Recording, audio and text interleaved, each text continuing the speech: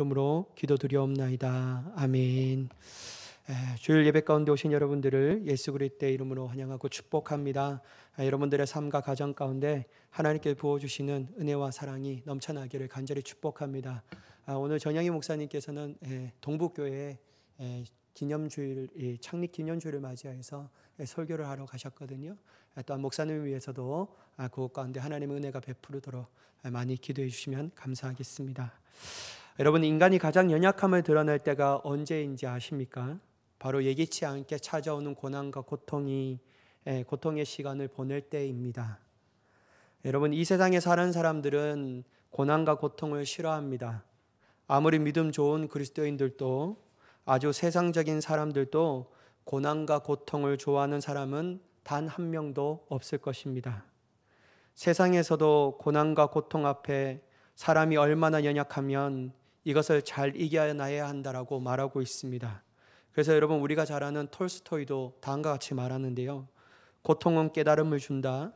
고통이 없다면 우리는 성장할 수 없다. 고통과 슬픔을 경험한 후에 우리는 진리 하나를 얻는다. 만약 지금 당신에게 슬픔이 찾아왔다면 기쁘게 맞이하고 마음속으로 공부할 준비를 갖추어라. 그러면 슬픔은 어느새 기쁨으로 바뀌고 고통은 즐거움으로 바뀔 것이다. 여러분, 톨스토이도 이러한 유명한 말을 함을 통해서 고난과 고통을 당하는 모든 사람들을 위로하며 그 가운데 배울 것을 배우며 도리어 그것 가운데 즐거움과 기쁨을 맛보라라고 말하고 있습니다. 여러분, 아무리 목사라는 직분을 가진 저희지만요, 저 또한 마찬가지입니다. 저는 어떤 누구보다도 고난과 고통이 찾아올 때면 온몸에 힘이 빠지고 매우 힘들어합니다. 그리고 하나님 앞에 기도할 때마다 다음과 같이 고백하는데요. 하나님, 왜 저에게 이러십니까? 제가 그렇게 미우십니까? 라고 막 따지면서요, 서운한 마음을 가지고 하나님 앞에 기도할 때가 참 많습니다. 물론 제가 아직 이렇게 기도한다는 것은요, 그래도 찾아온 고난과 고통을 견딜 수 있다는 반증이기도 합니다. 그러나 진짜 말할 수 없는 고난과 고통이 오면요, 기도할 수도 없다라는 것이죠.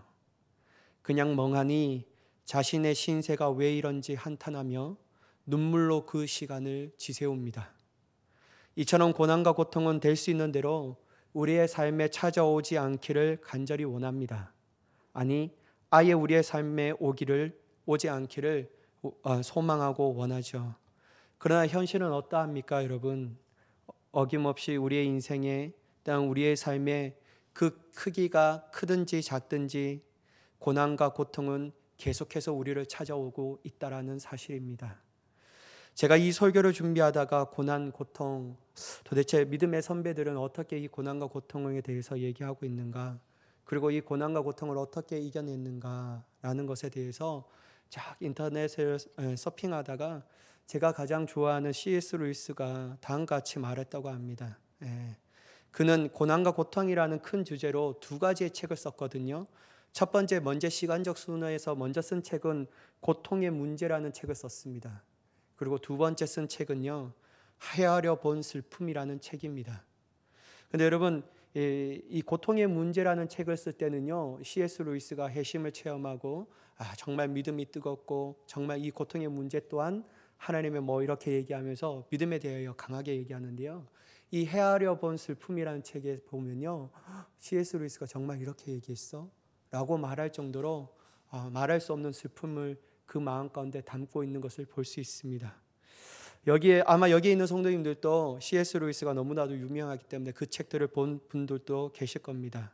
근데 여러분, 이 두 책 중에 우리가 더 공감이 가는 책이 있는데요. 그 책은 바로 헤아려 본 슬픔이라는 책입니다.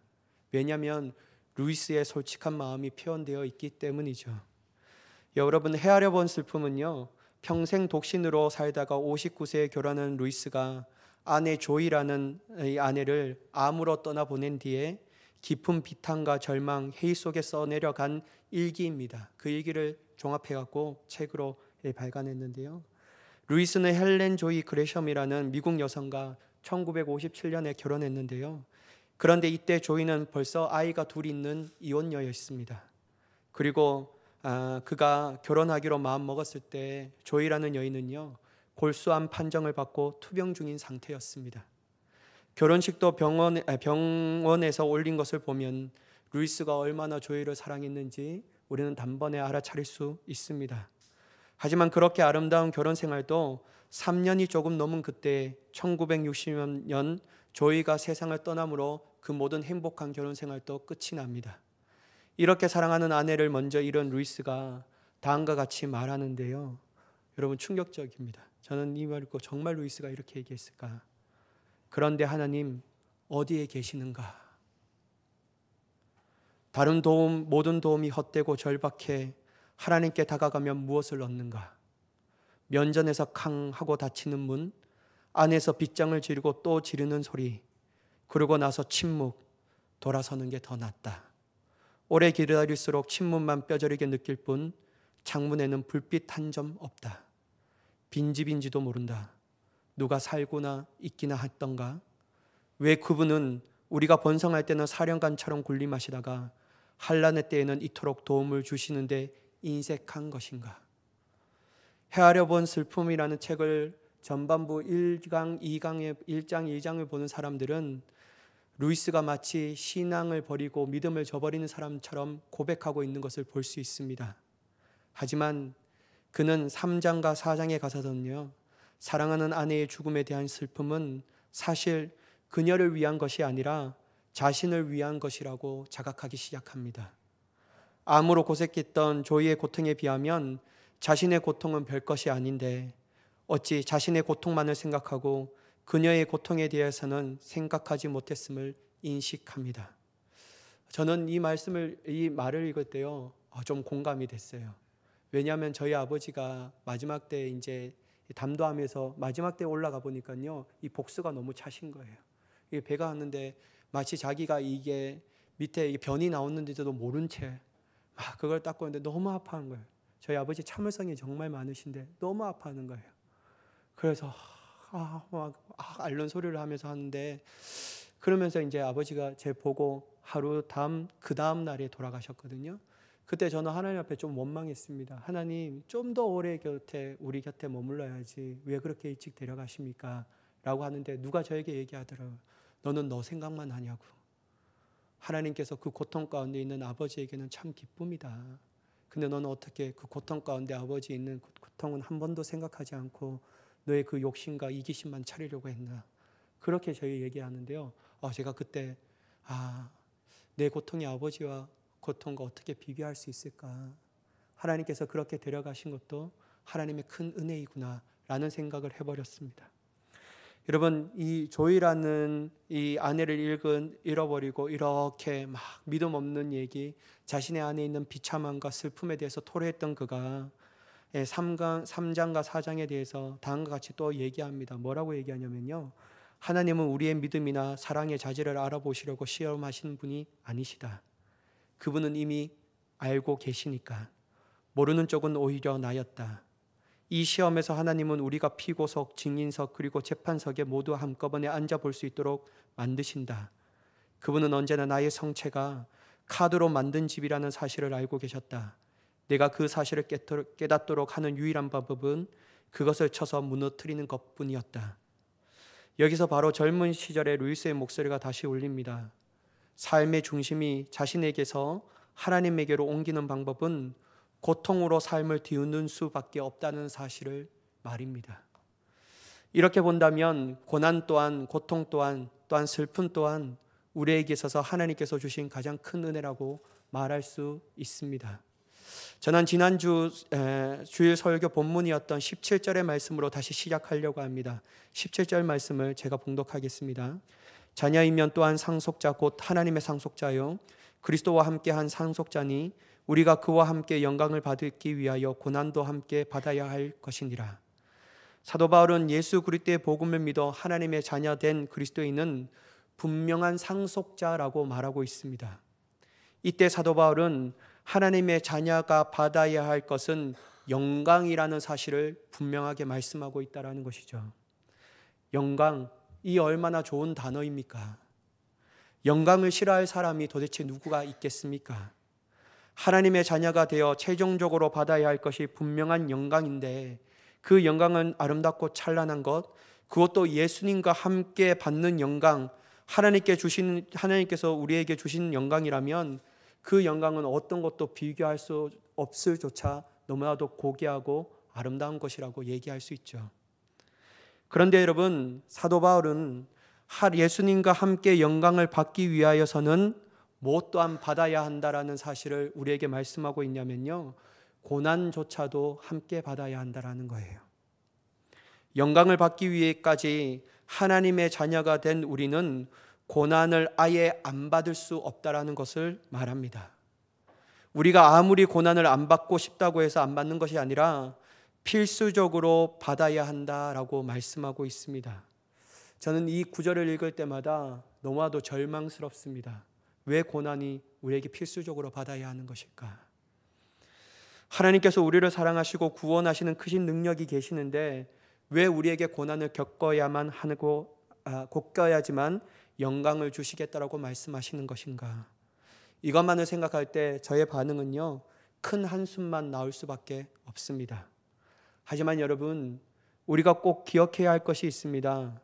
우리의 영원한 메시아이신 예수님 또한 십자가라는 모진 고난도 받으셨고 죽음이라는 소망의 빛조차 발견할 수 없는 최악의 고난을 당하셨습니다. 그러나 그것이 그의 끝이 아니라 부활이라는 영원한 생명과 영광을 얻게 하신 줄 믿습니다. 그러므로 여러분, 이 고난과 고통과 슬픔은 지나가는 과정입니다. 죽어야지만 부활할 수 있고요, 죽어야지만 새로운 영원한 생명을 얻게 된다라는 것이죠. 우리가 죽기 전에 가졌던 생명과 전혀 다른 차원의 영원한 생명을 죽어서야지만 부활함을 통하여 얻게 되는 것이라는 것이죠. 사도 바울은 오늘 본문의 말씀을 통하여 분명하게 우리에게 말씀하고 있습니다. 첫째, 진정한 성도의 삶은 고난은 필수적이라고 말합니다. 18절의 말씀을 같이 보도록 하겠습니다. 제가 봉독하겠습니다. 생각하건대 현재의 고난은 장차 우리에게 나타날 영광과 비교할 수 없도다. 생각하건대 현재의 고난은 장차 우리에게 나타날 영광과 비교할 수 없다라고 사도 바울은 우리에게 말씀하고 있습니다. 사도 바울은요, 예수님을 믿으면 성도들에게 좋은 일, 행복한 일만 있지 슬프고 불행하고 안 좋은 일은 없을 것이라고 절대로 그렇게 말하고 있지 않습니다. 그리고 고난은 장차 우리가 최종적으로 받는 영광과는 절대로 비교할 수 없다라고 말하고 있다라는 거예요. 그러므로 사도 바울의 머릿속에는 고난은 물론 성도들이 받아야 할 필수적인 요소이지만 장차 나타날 영광과는 비교조차 되지 않는 그 영광이 우리에게 있기 때문에 그 지나가는 과정 가운데 겪는 고난은 능히 이길 수 있다라는 것을 말하고 있다라는 것이죠. 여러분, 예수만을 믿으면 복 받는다라고 말하는 그 설교, 인간적으로 생각하지 말아야 합니다. 만사형통 받습니다. 그런데 여러분, 우리가 생각하는 예수 믿음은 만사형통이 아니라 주님이 보시기에 주시는 만사형통이라는 거예요. 고난도 즐거워하며 고난 가운데 찬양하며 고난을 통해서 더욱더 주님이 주시는 은혜를 받는 그 만사형통이 우리에게 있는 줄 믿습니다. 그러니 여러분, 고난 가운데도 우리는 즐거워하며 나아갈 수밖에 없다라는 것이죠. 또한 여러분, 사도 바울은 성도의 삶, 아니 모든 인간들이 고난을 당하는 이유에 있어서 반드시 말하고 있습니다. 19절과 20절의 말씀인데요, 피조물이 고대하는 바는 하나님의 아들들이 나타나는 것이니 피조물이 허무한데 굴복하는 것은 자기의 뜻이 아니요 오직 굴복하게 하신 이로 말미암음이라. 사도 바울은 성도들뿐만 아니라 모든 피조물이 고난을 당할 수밖에 없다라는 이유를 말하고 있습니다. 바로 인간이 타락함으로써 하나님의 말씀을 벗어나 죄의 종로로 탈 수밖에 없기 때문에 고난과 고통은 반드시 당할 수밖에 없는 필수적인 요소라고 얘기하고 있다는 것이죠. 또한 여러분, 피조물이 인간 말고 다른 피조물 또한 고난을 겪을 수밖에 없는 이유를 말하고 있습니다. 왜냐하면 타락한 인간이 지배하고 있는 세상이기 때문이죠.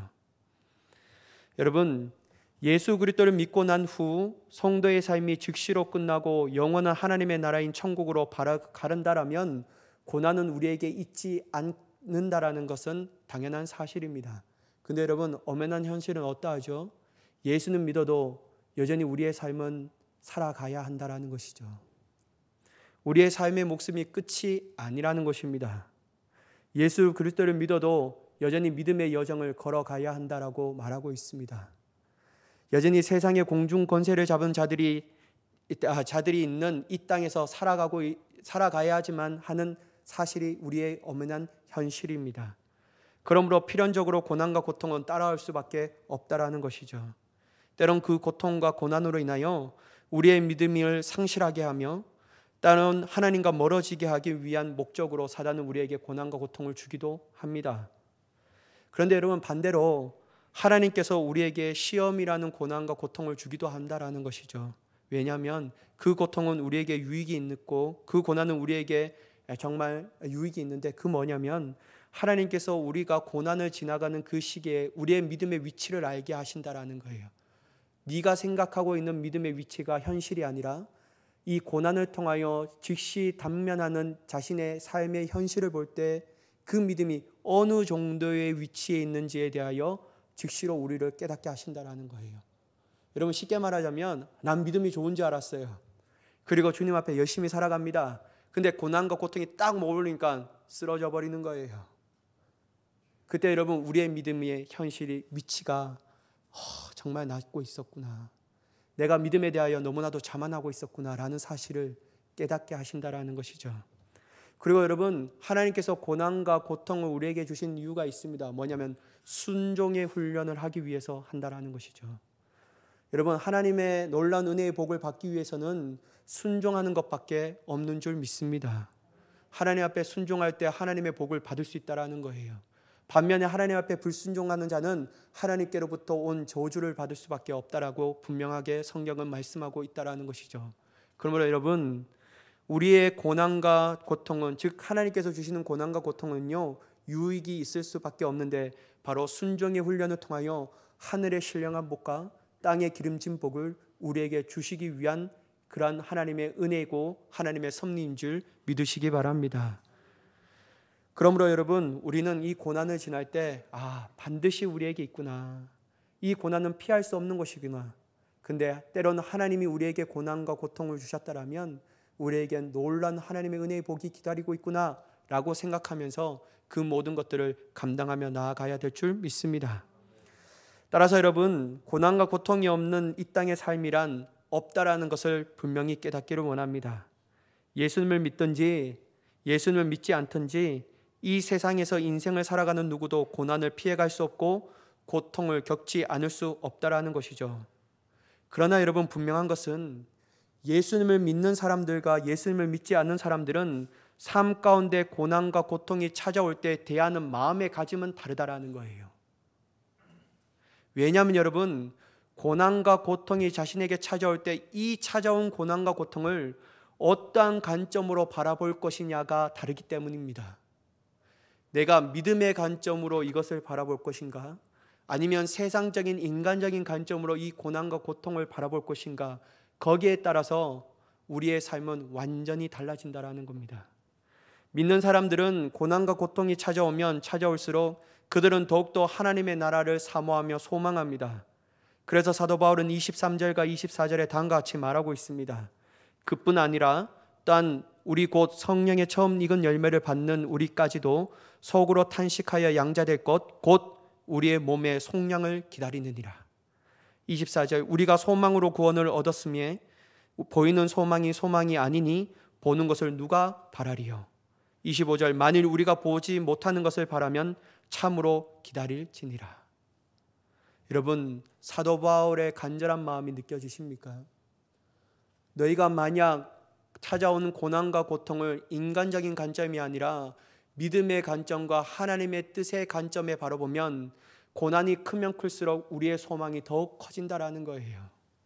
하나님의 구원의 기대에 대한 소망 또한 더욱더 넘쳐난다라는 것이죠.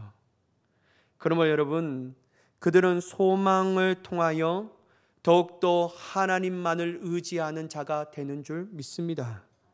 성도들에게 있어서 고난이 크면 클수록, 고통이 크면 클수록 역설적으로 구원을 더욱더 열망하게 된다라는 것이죠.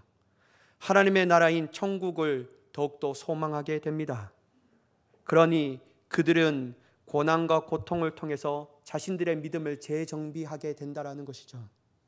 주님이 반드시 이 고난과 고통을 끝나게 하신다라는 확신으로 인내하며 도리어 주님이 원하시고 바라는 그 길로 걸어가게 됩니다. 오직 구원과 천국의 소망으로 인내하며 견디며 끝내 순종의 삶으로 하나님 앞에 영광을 돌리는 위대한 신자가 되는 줄 믿습니다. 그러나 여러분, 예수님을 믿지 않은 사람들은 어떻게 되는 것일까요? 예수님도 믿지 않고 구원도 천국도 믿지 않는 사람들이라면 고난이 크면 클수록 그들의 낙담과 절망도 클 것입니다.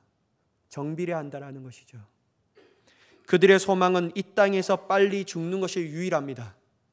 왜냐하면 죽어야지만 그들이 당하는 고난과 고통이 끝난다라고 믿고 있기 때문입니다. 그래야 어떤 사람들은 극단적인 선택까지 하기도 합니다. 오직 그들에게는 소망과 구원을 열망하는 것이 아니라 그들에게는 포기와 절망과 낙담밖에 없습니다. 사랑하는 여러분, 저는 여러분들이 고난을 당하면 당할수록 하나님이 주신 은혜로 말미암아 구원의 열망함이 더욱더 커지기를 간절히 축복합니다. 더욱더 하나님 나라의 소망으로 나아가는 귀한 은혜를 받는 저와 여러분이 되기를 간절히 소망합니다. 둘째로 여러분, 성령님의 도우심으로 우리는 능히 고난을 이길 수 있다는 것이죠. 26절의 말씀을 저와 여러분들이 같이 한번 읽어보도록 하겠습니다. 26절의 말씀은 중요한 말씀이기에 같이 읽도록 하겠습니다. 시작. 이와 같이 성령도 우리의 연약함을 도우시나니 우리는 마땅히 기도할 바를 알지 못하나 오직 성령이 말할 수 없는 탄식으로 우리를 위하여 친히 간구하시느니라. 아멘. 예수님을 믿는 사람들이라고 해서 자신의 힘과 지혜와 참을성으로 고난과 고통을 이길 수 있는 자는 아무도 없습니다. 왜냐하면 진정한 성도 또한 여전히 연약한 인간이기 때문입니다. 하나님도 우리가 연약하다는 사실을 잘 알고 있기 때문에 절대로 우리의 힘과 능력과 참을성으로 고난과 고통을 이기라고 단 한 번도 그렇게 말씀하시지 않았다라는 것이죠. 우리의 힘으로 그것들을 이기지 못하는 것을 누구보다도 하나님은 잘 알고 계셨습니다. 그래서 하나님께서는 우리가 고난과 고통을 이기는 삶을 살아갈 수 있도록 누구를 보내셨냐면요, 성령님을 보내셨다라는 거예요. 그분은 하나님의 거룩한 영으로 우리가 연약하고 고난과 고통 가운데 힘들어할 때, 쓰러져 포기하고 낙담하고 절망하고 싶을 때, 그리하여 진짜 기도할 힘도 마음도 없을 때, 아니 어떻게 기도해야 할지도 모르는 그 상황 가운데서도 여전히 성령님은 우리 안에서 역사하고 계시는 줄 믿습니다. 그렇다면 어떻게 역사하십니까, 여러분? 성령님은 우리를 위하여 말할 수 없는 탄식으로 하나님 앞에 친히 간구하고 있다라는 것이죠. 여러분, 여기서 말하는 간구가 때론 기도라고 얘기할 수 있지만요, 정확한 표현은 하나님 앞에 청원하고 계시다라는 거예요. 마치 하나님 우편의 보좌에 앉으신 예수님처럼, 주님, 하나님, 당신의 자녀들을 불쌍히 여겨 주시옵소서. 지금 당하는 고난과 고통을 이길 당신의 능력과 지혜와 믿음을 부여달라고 성령님께서 말할 수 없는 탄식으로 그 간절한 마음으로 우리를 위하여 하나님 앞에 청원하고 있다라는 것입니다. 그렇다면 여러분, 왜 성령님께서 이렇게 청원하는, 우리를 위하여 간구하시는 그 놀라운 은혜로 말미암아 고난과 고통 가운데 우리를 이기게 하는 것일까요? 왜냐하면 여러분, 이게 중요합니다. 하나님도 성령의 생각을 아시고 또한 성령님도 하나님의 뜻대로 성도를 위하여 간구하시기 때문입니다. 여러분, 27절의 말씀을 보시면 마음을 살피시는 이가, 여기서 마음을 살피시는 이가 누구입니까? 하나님이시라는 거예요. 하나님이 성령의 생각을 아시고 있다라는 거예요. 또한 여러분, 이는 성령이 하나님의 뜻대로 성도를 위하여 간구하심이니라. 여러분, 성령님은 우리의 입장에 서서 간구하시는 것이 아니라 하나님의 입장에 서서 이 당신의 사랑하는 자녀들이 고난과 고통을 하나님의 뜻대로 이기기를 원하는 마음으로 간구하고 있다라는 것이죠. 여러분, 고난과 고통을 이길 수 있는 유일한 방법은 다른 것이 아닙니다. 세상의 방법과 인간적인 방법이 아니라는 거예요. 고난과 고통을 이길 수 있는 유일한 방법은 하나님의 뜻에, 하나님의 말씀대로 순종할 때 비로소 우리가 이기게 되는 줄 믿습니다. 그럴 때 여러분 무사히 지나갈 수 있다는 거예요. 만약 하나님의 뜻이 아닌 여전히 우리의 자신의 고집과 아집 그리고 우리의 생각대로 나아간다면 우리는 처절한 아픔과 낙단, 슬픔을 겪을 수밖에 없다라는 것이죠. 결국은 어떻게 됩니까? 그 고난과 고통이 더 가중하게 됩니다. 하면 할수록 절망이 더 커집니다. 하면 할수록 낙담하고 포기하는 것이 더 빠릅니다. 그러니 여러분, 인간적인 방법과 세상적인 방법으로는 절대로 우리에 당하는 고난과 고통을 이길 수 없다라는 거예요. 그래서 여러분, 하나님은 인간적인 방법과 생각과 능력과 힘으로 이 고난을 이기게 하시는 것이 아니라 우리를 통하여 일하시는 성령님의 강구하심을 통하여 이기게 하시는 줄 믿습니다. 여러분, 참으로 부끄러운 얘기지만 저는요, 수원에서 사역할 때, 교육전도사로 사역할 때요, 제가 거기서 한 2년 동안 모셨던 목사님이 익산연생교회로 가기로 되어 있습니다. 저도 몰랐어요. 갑작스럽게 그렇게 얘기하시는 거예요.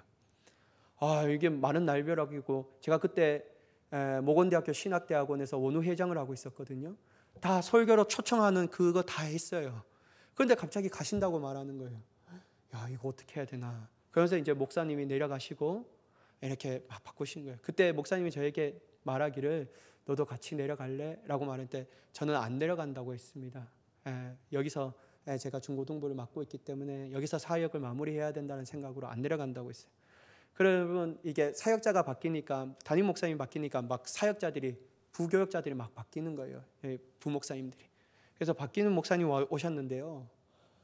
저희 같은 목원 동문이었는데, 이야, 저는 그런 분 처음 봤어요. 말이 안 통해요, 말이 안 통해요.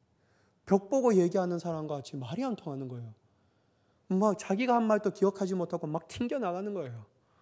막 그러니까 너무 힘든 거예요. 어떻게 이럴 수 있나? 어떻게 이럴 수 있나? 아니 분명히 자기가 전에 얘기했던 말이 이것인데 왜 이렇게 달라지는 건가? 그래서 내가 막 마음이 힘들고 막 저는 또 그때가 막 혈기가 왕성하잖아요. 막 그때 막 그래서 목사님, 본인이 하신 말 기억하지 못하십니까? 막 이렇게 얘기했어요. 그러니까 내가 뭐라고 얘기했는데요? 막 이렇게 얘기한 거예요. 그래서 제가 그럼 다른 전도사님도 불러주세요. 좀 같이 얘기해 봅시다. 근데 다른 전도사님 딱 왔어요.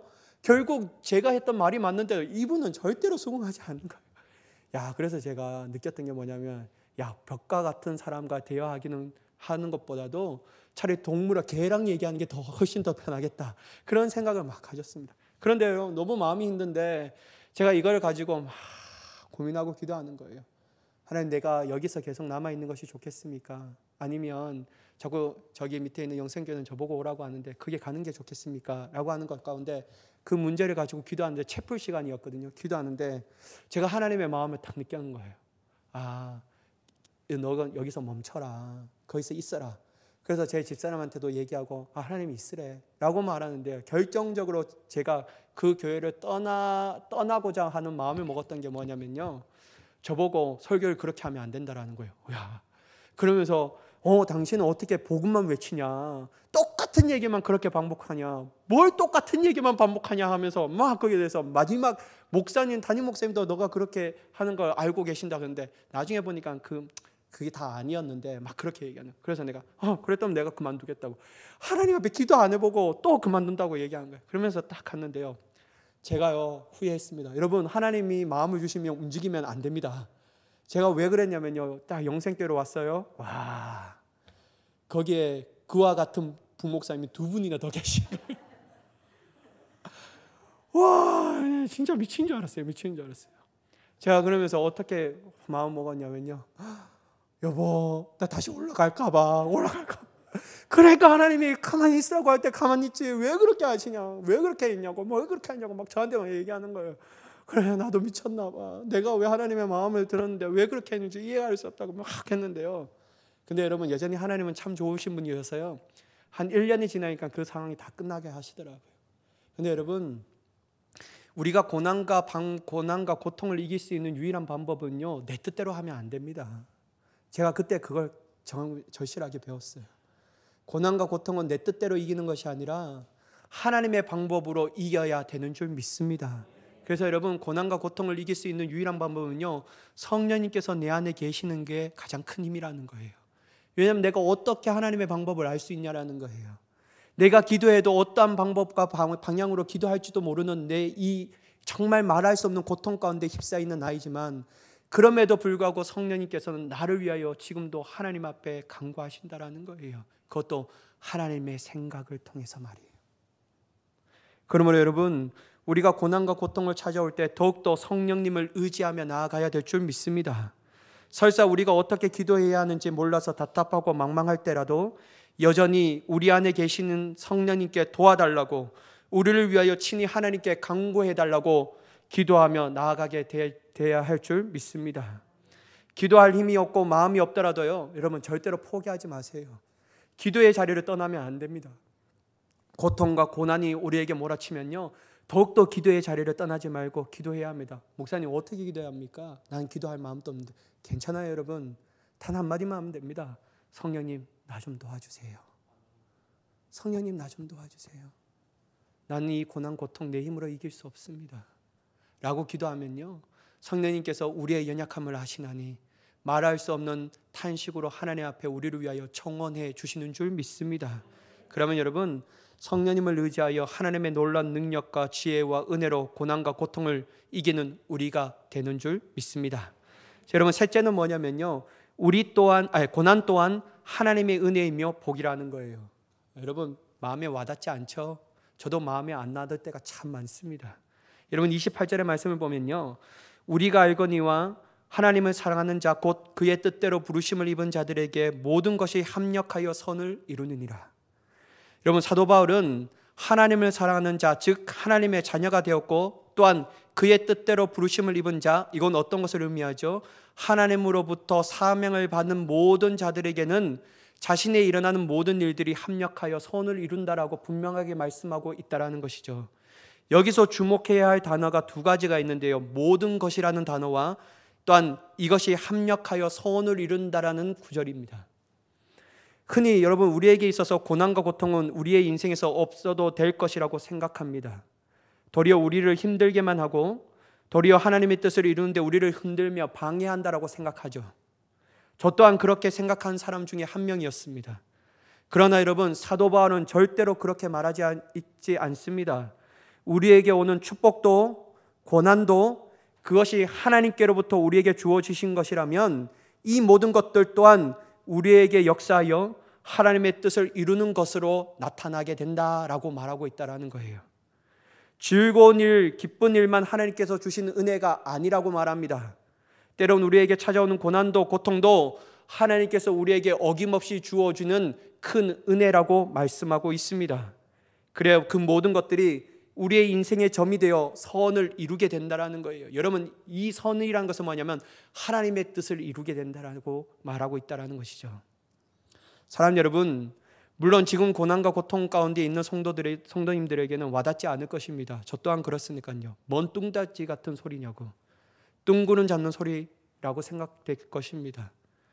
그리고 심지어 어떤 마음까지 드냐면요, 지가 안 당해봐서 저런 소리 한다고, 지도 내 같은 고난과 고통을 한번 당해보라고 그런 소리가 나오냐고 라고 생각할 수 있습니다.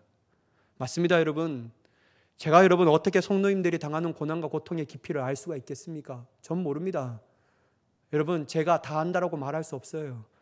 여러분, 제가 여러분들이 되지 않는 이상 어떻게 여러분이 당하는 고난과 고통의 깊이를 알 수가 있냐라는 거예요. 저는 다 모릅니다. 그런데 여러분, 단 하나는 압니다. 뭐냐면요, 우리의 믿음의 여정을 돌아보면요, 하나님의 복을 받는 것만 기억나고 그것만을 은혜라고 고백하지 않는다는 사실을 잘 압니다. 우리의 믿음의 여정의 길에 때론 심하게 찾아온 고난도, 고통의 시간도 지나고 보니까 말할 수 없는 하나님의 은혜였구나, 기가 막힌 하나님의 섭리였구나, 그걸 나중에 깨닫게 된다는 거예요. 오직 우리를 향한 하나님의 놀라운 뜻, 그리고 하나님의 사명을 이루기 위한 하나님의 방법이었다라고 고백하게 된다는 것이죠. 그러므로 여러분, 우리는 날마다 연약한 우리를 믿지도 말고 의지도 하지 말고 날마다 연약한 우리를 도우시는 하나님만을 믿어 고난과 고통을 하나님의 방법으로 멋지게 승리하는 자가 되기를 간절히 축복합니다.